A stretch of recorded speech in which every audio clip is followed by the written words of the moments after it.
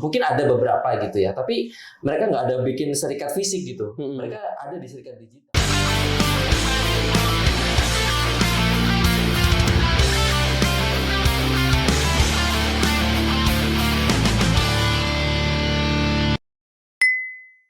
Mulai muncul kesadaran tuh, wah kita harus gimana nih, gitu. Jadi mereka nggak tahu nih, nggak kumpul nggak kumpul secara fisik gitu ya. Mungkin ada beberapa gitu ya, tapi mereka nggak ada bikin serikat fisik gitu. Mereka ada di serikat digital gitu. Terus sekarang apalagi ada senjata mereka itu dari meme lah, apa segala macam, yang di reveal segala macam. Jadi meskipun memang kampus berusaha untuk mencoba mengintervensi ruang fisik kita, tapi ya tadi tetap shifting gitu, shifting ke ruang digital. Cuman masalahnya adalah tadi benar, mereka tidak disertai pemahaman yang sama atau fundamental yang sama gitu di sana gitu. Jadi ya kadang di ruang digital kan yang orang bebas bicara kan gitu. Jadi kadang nggak kontekstual gitu jadinya. Betul. Kadang tidak kontekstual dan menurut saya memang ruang-ruang digital itu selamanya nggak akan bisa menggantikan ruang fisik sebenarnya. Sepakat. Gitu. Karena di ruang fisik kan ada empati, ada simpati dan lain-lain gitu kan, dan ekspresinya orang terlihat gitu kan, sehingga perlu ada pasti nanti akan ada suatu momen orang itu akan, atau mahasiswa itu akan sadar bahwa mereka harus ketemu offline gitu, atau ketemu secara luring gitu ya, atau fisik gitu ya. Gitu untuk ya tadi membahas lebih dalam soal, dan mereka pasti butuh ruang itu sebenarnya gitu. Karena kenapa mereka shifting sekarang, karena ya tadi kampus tadi gitu. Iya, ada bentuk intervensi kampus. Kayak gitu sih sebenarnya. So far ya. Tadi kan kita membahas tentang hal-hal yang isu-isu yang populer, isu-isu yang populis kan, dan juga ada banyak dari kita yang terbawa oleh arus-arus arus populer ini. Sehingga terkadang isu-isu fundamentalnya, isu-isu di balik itu tidak kita ketahui. Kalau saya coba membandingkan kan begini, Bung. Aktivitas pemilihan pemimpin di negara kita itu kan sangat-sangat mengandalkan modal kapital. Bukan modal kapital, tapi modal populer. Modal populer, oke. Begitu. Kenapa saya katakan begitu? Karena mekanisme yang sekarang kita lakukan itu kan one man one vote, begitu. Nah, kebanyakan dari masyarakat kita juga belum tentu menggali bagaimana visi misi dan bagaimana latar belakang dan lain sebagainya. Dan jumlahnya banyak. Dan karena ada aktivitas digital dan lain sebagainya. Orang-orang yang memiliki tingkat popularitas tinggi dan bisa mempengaruhi opini publik dalam ruang digital itu sangat memungkinkan begitu kan untuk ada duduk di posisi-posisi tertentu, entah itu di DPR, entah itu di di bagian eksekutif begitu. Nah, hal-hal yang populer ini tadi terkadang menutupi hal yang fundamental, atau begini, orang-orang yang populer terkadang menutupi ataupun orang-orang yang memiliki fungsi di suatu ruang, di suatu tempat begitu, terkadang tertutupi fungsinya, potensinya tertutupi oleh hal-hal yang sifatnya oleh orang-orang yang populer. Padahal kan pilihan jatuh ke situ. Nah, tentu ini tidak menghasilkan output dari orang yang paling pas, yang paling baik begitu. Nah, kira-kira gimana menurut pandangan Bung Ade tentang hal itu? Nah, ini menarik nih, karena ngomong-ngomong soal pemilihan umum gitu ya, baik itu tingkat daerah maupun tingkat pusat ya. Saya kebetulan juga ada di dunia rekrutmen gitu. Jadi paham gitu proses end to end-nya sebuah rekrutmen di suatu perusahaan itu seperti apa. Meskipun setiap perusahaan bermacam-macam ya tipikalnya, cuman pada intinya mereka itu adalah mencari orang yang berpotensi, orang yang mampu menjalankan tugas, dan orang yang fit secara kultur dengan perusahaan. Gitu. Nah, bagaimana cara menemukan orang seperti itu? Itu kan butuh proses rekrutmen yang panjang, gitu kan. Ada technical test lah, ada business case lah, ada HR interview lah, ada user interview lah. Karena user interview sampai 3 kali gitu kalau diperlukan gitu, 2 sampai 3 kali kalau diperlukan gitu. Baru mereka ada satu lagi terakhir biasanya medical check up gitu kan, baru nanti offering dan segala macam. Nah di situ kan kita bisa bayangkan ya, kandidat ini melalui beberapa layer gitu ya, beberapa layer, dan dari layer-layer itu mereka diseleksi gitu sampai ada suatu titik di mana mereka terpilih menjadi salah satu calon karyawan di sana. Gitu. Dan itu ternyata orang ini bagus gitu, orang ini bisa menjalankan tugas di dalam perusahaan dengan baik gitu kan. Nah dalam hal ini kita bisa lihat bahwa kita bisa bandingkan kalau misal kita lihat di pemilihan umum gitu ya. Ya sekarang modalnya populer, punya duit, punya masa, selesai. Terkadang begini, modalnya hanya populer. Nah ada oligarki yang melihat, tetap aja. yang melihat popularitas itu, nah dibantulah begitu kan? Iya kan? Dibantu. Nah cuman masalahnya apa yang diharapkan dengan pemilihan model seperti itu gitu? Kalau misalkan dari awal orang udah dilihat ya, oh potensinya ini, istilahnya secara situ udah di screening lah gitu ya. Oh ini ternyata punya background, misalkan Mas Oki punya background di software engineer misalkan gitu kan. Mas Oki punya kalian ini gitu kan. Yang kemudian oh ternyata itu match nih dengan posisi yang lagi vacant gitu kan. Ya Oki akhirnya bisa menjalankan gitu ya. Dengan baik gitu ya kerjaannya. Nah, sedangkan apa yang diharapkan kalau semisal dari proses pemilihan aja udah seinstan itu gitu dalam tanda kutip ya gitu. Gitu. Itu kan logika berpikir yang agak ngaco nih sebenarnya one man food nih gitu kan. Jadi orang dipilih berdasarkan dari sisi dia punya ya modal kapital, modal sosial gitu ya, tanpa dia harus punya kemampuan gitu atau punya skill gitu kan. Gitu. Kayak kita pernah tahu lah ini kayak kasus siapa nih. Yang penting punya bapak presiden kan. Nah, terkadang begitu ya. Jadi itu puncak dari kebodohan. Iya. Itu. Jadi gila. layer rekrutmen yang panjang itu seketika bisa dipotong. Ketika bapak lu siapa, gitu ya. Iya. Paman lu siapa kan begitu. Jadi layer rekrutmennya tidak ada. Tidak perlu gitu. Iya. Lu bisa langsung jadi ketua dari satu komunitas politik atau partai politik begitu kan. Ini jalur referral. Padahal ada di perusahaan itu jalur referral itu ada. Cuma tetap diseleksi. Ada diseleksi bro. Nggak bisa bro main langsung ke atas aja bro gitu. Itu jadi satu keanehan lah gitu. Tapi hal itu dibenarkan oleh konstitusi. Iya, dibenarkan oleh konstitusi. Dibenarkan oleh konstitusi. Iya. Apalagi setelah pamannya dia mengesahkan undang-undang yang soal umur itu ya, masalah batas umur itu, dia makin ini. Oh iya, ini kita agak membahas sedikit jokes ya topik. Di dalam pengetahuan dasar bahasa Indonesia, kata para itu menunjukkan jamak atau individu. Para maksudnya? Para. Oh jamak. Jamak kan? Iya jamak. Ya. Nah, ketika wakil presiden kita di dalam sambutannya wakil presiden Wakanda. Oh bukan ini apa? Bukan karena apa ya? Konoha. Di dalam satu sambutan ada ini nanti bisa ditayangkan videonya. Dia di sambutannya itu bilang begini, yang terhormat para bapak-bapak. Para bapak-bapak. Ya. Kan para itu sudah menunjukkan jamak. Iya. Kenapa lo harus tambah kata para lagi? Yang saya hormati tokoh-tokoh, para tokoh agama, para kiai, para ibu nyai yang hadir pada pagi hari ini. Selamat pagi semua ibu-ibu. Kata para lagi. Nah, berarti pengetahuan bahasa Indonesia. Nah, itu pengetahuan dasarnya. Aduh, parah. Oke. Sebelum podcast kita ditutup, Bung Ade, kita pelan-pelan. Menurut Bung Ade begini.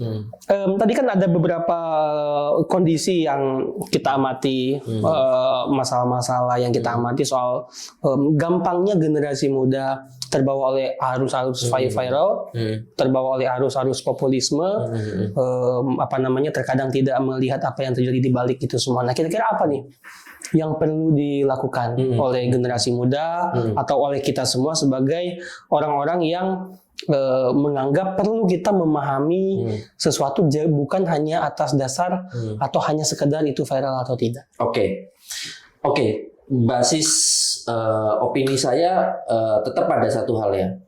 Kita saat ini kesadaran itu ya, itu dari zaman dulu sampai sekarang itu kita dibantu oleh kapitalisme. Itu konsep pertama. Iya. Gitu. Dulu bangsa Indonesia merdeka karena beberapa tahun sebelumnya kita dibantu oleh dalam tanda kutip dibantu ya oleh industri kertas gitu ya untuk membuat sebuah kertas yang mana itu untuk mencetak buku-buku atau tulisan-tulisan yang bisa meningkatin awareness gitu ya pada zaman itu ya.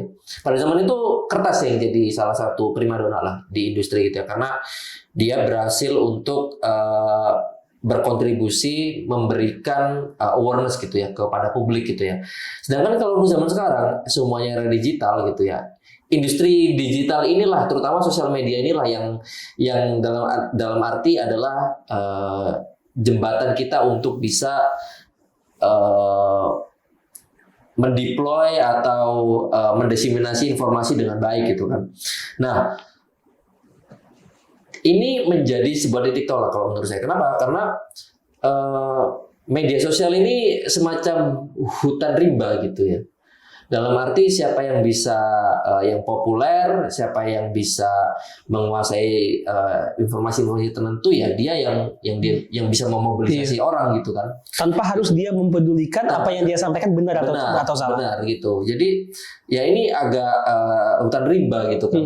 Dan anak-anak zaman sekarang gitu ya atau teman-teman zaman sekarang yang saat ini masih menempuh kuliah gitu ya teman-teman mahasiswa gitu ya ataupun yang masih bersekolah gitu ya jangan berhenti pada satu realitas yang subjektif saja atau satu realitas yang tampak saja gitu kalian harus lanjut sampai ke realitas yang paling dibalik itu gitu loh, sesuatu yang dibalik itu dan kalian pasti akan menemukan banyak hal gitu ya dari mulai kenapa ini seperti ini, kenapa ini seperti ini, kenapa ini seperti ini gitu ya.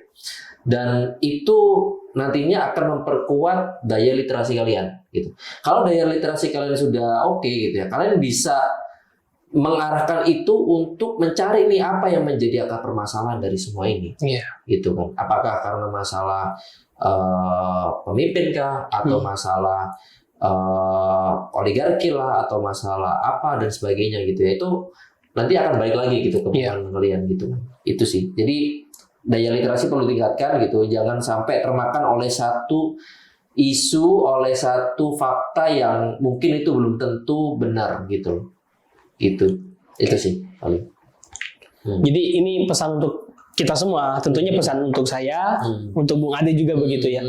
Jadi kita jangan sampai terlalu mudah terjebak pada realitas yang tampak begitu. Kita harus bisa menelisik lebih jauh apa yang ada di balik itu semua. Gitu. Nah, karena memang ini ya, saya mau nambahin dikit ya. Jadi karena orang yang terjebak dalam realitas yang tampak atau belum tentu kebenarannya itu mirip orang yang lagi berperang di Kolosium. Wah, gitu. betul. Iya kan? Skema Kolosium itu udah terjadi sekarang. Memang begitu. Ini yang nonton yang raja-raja ini oligarki semua nih, gitu kan? Atau orang yang punya kepentingan tertentu yang nonton nih, yang bermain nih ya tadi ada influencer, ada apa, yang saling bertengkar satu sama lain gitu kan? Itu kita hanya nonton aja gitu. Ini sebenarnya Kolosium yang 4.0 ya. Kolosium 4.0. Iya 4.0. Oke, Bung Ade. Untuk kita bisa meningkatkan kualitas literasi kita secara pribadi ataupun agar kita bisa menginfluence teman-teman lingkungan kita agar ya tadi istilah pasarnya kan tidak termakan hoax dan lain sebagainya. Sebenarnya tantangan terbesarnya itu apa sih? Untuk kita bisa meningkatkan daya literasi kita. Oke. Karena untuk kondisi sekarang itu memang ada beberapa challenge ya. Salah satunya itu karena banyaknya informasi yang tersebar di media sosial itu justru membuat orang tuh drain atau lelah gitu ya dengan informasi dan orang cenderung apatis pada akhirnya gitu kan. Gitu. Nah, kemampuan literasi sendiri itu juga didorong oleh kemauan untuk dia curiosity untuk menemukan kebenaran. Nah, nggak semua orang ada arah ke sana. gitu. Nggak semua orang punya itu. Gitu. Nah itu kompleks prosesnya gitu, dari masa lalunya dia gitu, ataupun dari dari perjalanan di hari-hari sebelumnya atau di tahun-tahun sebelumnya gitu ya, di pengalaman-pengalaman sebelumnya, itu yang melahirkan adanya sense of looking for a truth gitu, searching for truth, dan itu nggak dimiliki semua orang gitu. Caranya gimana? Sebenarnya balik ke diri masing-masing sih. Maksudnya dalam arti kita balik lagi, kira-kira kita udah sejauh apa gitu. Apakah kita kalau meminjam kata-katanya teman-teman tuh, apakah kita akan selamanya terjebak dalam realitas imanen? Sesuatu yang viral kan realitas imanen kan? Yang belum tentu benar dan belum tentu salah gitu istilahnya. Itu realitas imanen gitu. Nah, apakah kita mau naikin itu sedikit ke realitas transenden atau tidak? Realitas yang sebenarnya terjadi seperti apa gitu ya. Nah, itu yang masih menjadi nggak semua orang dapat itu gitu. Maksudnya nggak semua orang punya line atau streamline yang ke sana gitu arahnya gitu. Dan menurut saya memang perlu kita kembangkan dari sisi ya, balik ke diri kita dulu sih gitu, kayak literasi terhadap diri kita gitu. Apakah kita sudah menimbang nih kira-kira ini benar apa salah, ini baik atau buruk gitu ya. Itu balik lagi ke diri kita gitu. Apakah kita bisa menggunakan tools itu gitu dalam hati kita gitu. Itu. Dan itu kan sekali lagi itu kan kemampuan berpikir dan kemampuan merasakan sebenarnya kan. Betul. Titik temu itu kan sebenarnya yang dicarikan gitu. Meskipun kadang ada pikiran bilang ya ini nggak bisa kayak gini, tapi dalam hati bisa gitu. Itu kan seringkali terjadi kan pertentangan itu kan, dan nggak semua orang punya kemampuan untuk mengontrol itu, optimize itu gitu ya. Itu butuh waktu dan butuh jam terbang sebenarnya. Nah itu yang perlu dicari gitu loh oleh generasi sekarang sih, lebih ke sana sih gitu, dan supaya nggak terjebak dengan hoax gitu. Kadang saya sendiri pun bilang ke diri saya sendiri kayak, apakah saya cukup untuk menerima fakta ini begitu saja gitu. Itu tanpa harus saya tahu ini sebenarnya kenapa sih terjadi munculan. Nggak mungkin sesuatu yang out of nowhere tiba-tiba emerge gitu, nggak mungkin kan. Betul. Pasti ada satu penyebabnya kan di situ kan gitu sih. Gitu. Tapi menarik tadi, saya ambil satu poin dari apa yang Bung Ade sampaikan, antara dia sudah memiliki pengetahuan, dia sudah tahu tingkat literasi pengetahuan dia sudah tinggi, tetapi terkadang hati dia tertutupi ataupun ada tidak sinkron antara hati dengan dengan pikiran begitu. Dan ternyata banyak juga teman-teman kita sudah tahu sesuatu itu tidak boleh dilakukan, ataupun lu jangan masuk ke ruang itu gitu kan. Atau sekarang malah dia menjadi pemain utama pada ruang-ruang yang bisa kita katakan itu menyakiti hati kita sebagai aktivis pada zaman itu kan begitu. Ya mungkin. Gimana tuh konteksnya? Ya konteksnya dia sudah tahu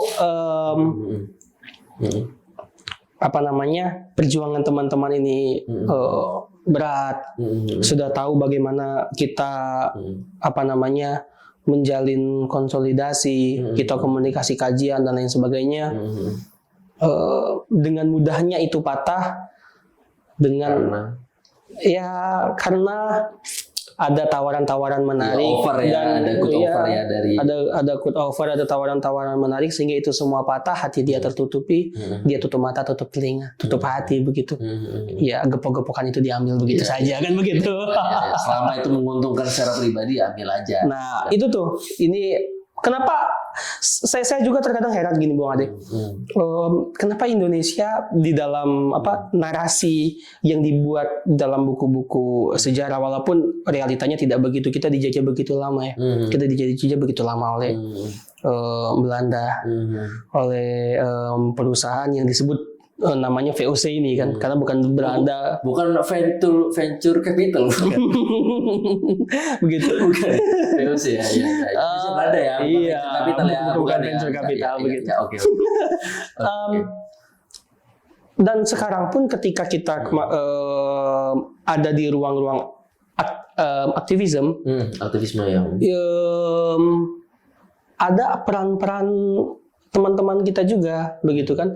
Jadi begini, kita di ruang aktivisme ternyata ada peran-peran teman kita juga yang membantu memberikan daya kontrol kepada pihak-pihak berkepentingan terhadap kita. Nah, begitu. Nah, begitupun mungkin dulu juga begitu ya. Ada orang-orang orang Indonesia ataupun orang-orang dari bangsa-bangsa yang ada di yang menjadi bangsa Indonesia juga ikut membantu penjajah. Oke, menjadi tangan. Iya, tangan entah itu konteks dia menyampaikan informasi, entah itu konteks dia juga membantu dan sebagainya. Benar. Dan begitu pun kita rasakan. Mungkin Bung Ade, saya paham lah Bung Ade tidak ingin tidak ingin terlalu vulgar begitu ya. Tapi ya tidak apa-apa itu adalah realita yang kita hadapi, begitu ya. Ya kemunafikan, fasik, itu harus ada sih supaya hidup ini tetap ada ya gitu ya. Supaya hidup ini tetap ada. Tapi jangan sampai kita lagi-lagi terjebak di ruang itu. Berarti kita sama saja menyerahkan leher diri kita gitu ya untuk ada di sana gitu. Jadi kita tidak peduli bagaimana benar atau salah dan lain sebagainya. Berarti dia melawan bacaan dia tiap sholat berarti ya kan, inna sholati wa nusuki, berarti enggak? Iya. Nah, jadi sekarang konteksnya kita saling mengingatkan. Barangkali saya pernah terjebak, ataupun mungkin Bung Ade pernah terjebak di dalam ruang-ruang yang mengkhianati proses perjuangan kawan-kawan kita, ataupun teman-teman yang lain juga pernah terjebak. Yang bisa kita jangkau untuk kita saling mengingatkan. Jangan sampai kita menjadi pengkhianat di antara teman-teman kita sendiri. Asik. Begitu. Oke, Bung Ade, closing statement barangkali ada yang mau disampaikan kepada teman-teman di rumah ataupun di di kosan yang menyaksikan video kita pada malam hari ini. Jangan pernah menyerah, itu ya. Lagu dimaksud. Jangan pernah menyerah dalam arti gini. Kita mungkin Bung Maki gen milenial ya. Saya gen milenial. Bung Ade Gen Z. Gen Z itu kan selalu di kotak-kotakan ya, dalam arti gini, kayak Gen Z itu gampang nyerah dan endurance-nya kurang dalam pekerjaan dalam apapun, ini suka menentang dan lain sebagainya gitu, suka konfront dan lain-lain gitu kan. Menurut saya itulah tipikal, itu ciri dari Gen Z gitu ya. Itu ciri dari Gen Z yang menunjukkan bahwa setiap generasi itu punya cirinya gitu ya. Setiap generasi punya cirinya. Gen Z, nah kebanyakan yang tadi kita ngomongin viral-viral itu kan, istilahnya itu kalau saya bilang kasarnya itu market sebenarnya. Iya. Ya, karena itu market itu. Karena Indonesia itu subur untuk hal kayak gitu kan. Hal-hal bodoh, hal-hal konyol gitu kan, konyol itu sangat subur di Indonesia gitu kan. Dan kadang kita menyerah dalam arti gini, kita menyerah hanya pada mengenal satu fakta tertentu saja. Gitu. Jadi kita cenderung, ini, udah selesai gitu. Ini udah. Jadi kita seolah-olah kayak mengkonsumsi sesuatu secara cepat dan praktis gitu. Ya mungkin ini efek dari kapitalisme dan lain-lain ya. Never know lah. Tapi yang pasti cipta kondisi dari yang terasa saat ini itu ya. Orang tuh pada akhirnya kurang endurance, daya juangnya kurang dan lain-lain gitu ya. Untuk sampai menemukan fakta yang lebih benar, yang lebih dalam dan yang lebih transenden gitu. Gitu. Jadi jangan menyerah untuk dalam mencari kebenaran, itu sih. Oke, terima kasih banyak Bung Ade malam ini sudah menemani kita untuk berbincang-bincang dan juga menemani teman-teman yang sekarang ada di rumah. Podcast kita akan hadir kembali dengan tema-tema yang menarik, dengan pembicaraan yang fundament. Nah, barangkali melalui podcast ini kita bisa menemukan apa sebenarnya masalah utama kita. Sampai jumpa di lain kesempatan. Vote free. Vote free. Ya, baik.